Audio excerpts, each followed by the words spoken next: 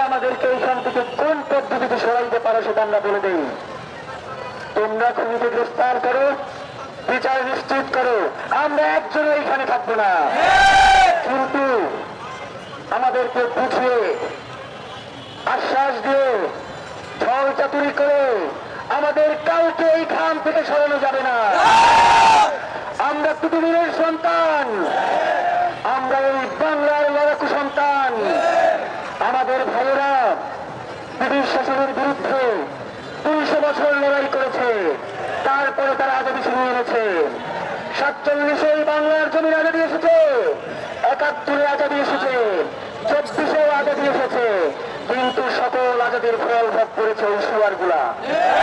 ওই সুয়ারগুলো ক্ষমতায় বসেছে, তারা কোনোভাবেই জনগণকে প্রাধান্য দেয় নাই। আপনাদের কাছে অনুরোধ জানাই, শুধুমাত্র কারো পক্ষাবলম্বন করে, অন্ধবিশ্বাস করে সে যদি আপনার বাপ হয় তার পক্ষে যাবেন না। আপনার স্বাধীনতা সার্বভৌমত্ব বিনষ্ট হতে পারে এমন কাউকে আপনারা ক্ষমতায় আনবেন না। যাদের মাধ্যমে ইনসাফের লড়াই মনে করেন বাধাগ্রস্ত হতে পারে, তাদেরকে লাল কার্ড দেখিয়ে দেন, কোনোভাবেই আপোষ চলবে না।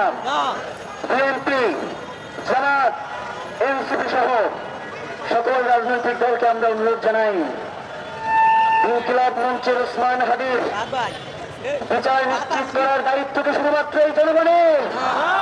আপনারা কেন সরকারকে বলেন না যে ওসমান হাদির হত্যার বিচার না হলে বাংলাদেশের স্বাধীনতা সার্বভৌমত্ব টিকবে না?